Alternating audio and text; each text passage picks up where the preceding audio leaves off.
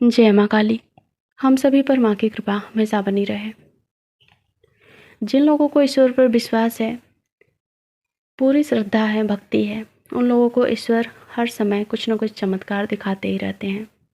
उन्हीं को ईश्वर का आभास भी होता है। वही लोग हर जगह ईश्वर को देख भी पाते हैं। कहते हैं ना कि ईश्वर को ढूंढना नहीं चाहिए, ईश्वर को समझना चाहिए। ईश्वर को समझने की कोशिश करेंगे तो ईश्वर जल्दी मिलेंगे। एक घटना मुझे याद आई, काफ़ी पुरानी घटना है पर मुझे अभी याद आई तो मैं आपके साथ शेयर कर रही हूँ। मैं एक बार सिद्धिविनायक मंदिर गई थी। उस समय जो गणेश चतुर्थी होता है उसका समय था, तो काफ़ी भीड़ होती है, काफ़ी गर्दी होती है मंदिर में, जाने को रास्ता नहीं मिलता है। तो मैं कहीं भी बाहर जाती हूँ तो मैं बहुत ही जल्दी थक जाती हूँ, स्ट्रेस फील करने लगती हूँ। मुझे लोगों से कनेक्ट करना, भीड़ भाड़ में रहना, ये सब मुझे पसंद ही नहीं है। मुझे बहुत ही हैवीनेस फील होती है। मुझे ऐसा लगता है कि मेरी पूरी एनर्जी डाउन हो चुकी है। थोड़ा सा सफ़र करने के बाद भी मेरी हालत ख़राब हो जाती है। तो मेरे यहाँ से तो काफ़ी दूर है सिद्धिविनायक। गई तो ठीक, लेकिन जाते जाते मेरी ऐसी हालत हो गई कि मैं खड़ा भी नहीं हो पा रही थी। ऐसा लग रहा था कि बस भगवान कोई ऐसा रास्ता दिखा दो ताकि मैं जल्दी से आपके दर्शन करूं और चले जाऊं। गणपति बप्पा को मैं भैया मानती हूँ, उनको भैया ही बुलाती हूँ। वो सबके लिए देव हो सकते हैं पर मेरे लिए मेरे भाई हैं। तो बस मैंने मन ही मन बोला, भाई कुछ तो रास्ता दिखाओ, मुझे आपसे मिलना है, जल्दी से मिला दो मुझे। अचानक से इतनी भीड़ होने के बाद, और ना ही हमने ये जो वीआईपी टिकट होता है वो लिया था, जस्ट हम गए गेट पर और भीड़ देखकर ही मुझे इतनी थकान हुई कि मुझे और रोना आने लगा। मुझे और कुछ समझ ही नहीं आया कि मैं अब दर्शन कैसे करूँगी, इतना दूर से तो आ गई। बस मेरे मन में यही ख्याल चल रहे थे कि अब क्या होगा, इतनी भीड़ में तो 4 घंटे ज़रूर लगने वाले लाइन में, इतनी लंबी लाइन। उसको देखकर ऊपर से मेरे छोटे छोटे बच्चे, मुझे तो आप कोई रास्ता ही नहीं सूझ रहा था। फिर मैंने क्या किया ना, लाइन को तोड़ा। मैं लाइन में खड़ी नहीं रही, मैं बोली चलो जाते हैं मंदिर पे। मंदिर के पास पहुंची, लाइन से दूर, मतलब लाइन में रहो तो ठीक है एंट्री मिलेगी, लाइन में नहीं रहोगे तो एंट्री नहीं मिलेगी, ऐसा सिस्टम होता है। मैं एक कोने में खड़ी हो गई।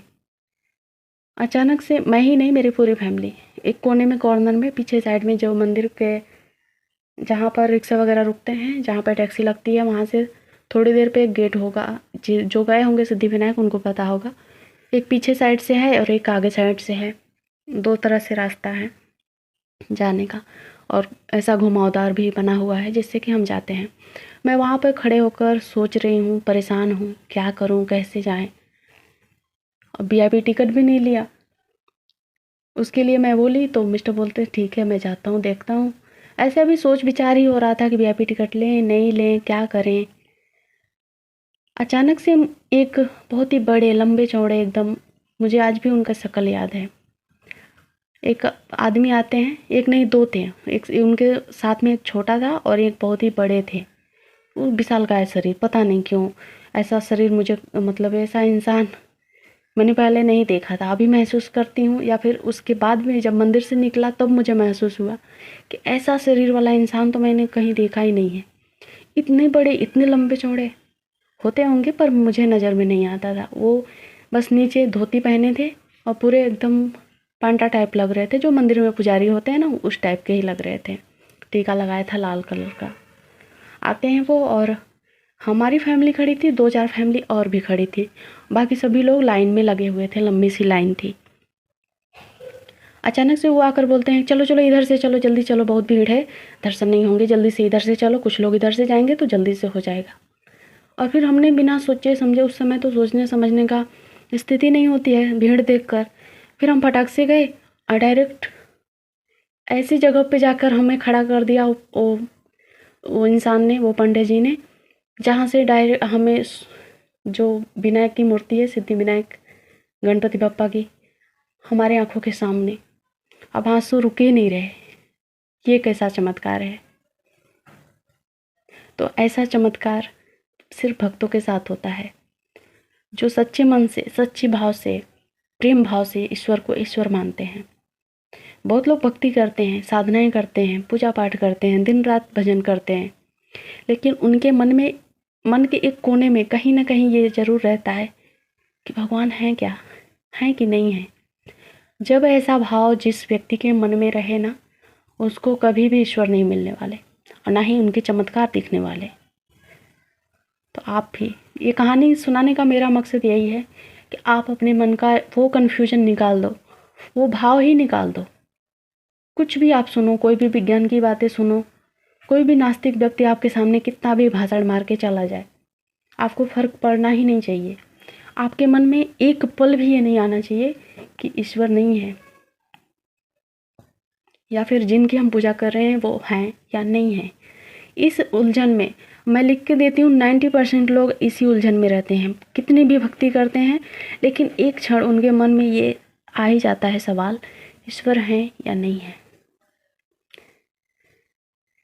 ठीक है, तो जब हम इस जो छोटा सा जो मन का भाव है ना, इसको साइड में करेंगे, हमें परमात्मा स्वयं मिलेंगे और उनके चमत्कार भी हर पल आपको दिखाई देंगे, हर पल महसूस होंगे। हमने भगवान की कृपा से, अपने भाई की कृपा से अच्छे से उनका दर्शन किया। कुछ समय हमने मंदिर में भी रुका, कुछ समय का काफ़ी समय हम बैठे रहे उधर। पता नहीं कैसे हमारे लिए इतना स्पेस हो गया, हमारे लिए सारी भीड़ कहाँ चली गई, कहाँ छट गई, कुछ पता ही नहीं चला। वो समय जैसे ना पापा ने बांध के रख दिया हमारे लिए। ये मैं महसूस कर सकती हूँ और मेरे जैसे भक्त महसूस कर सकते हैं।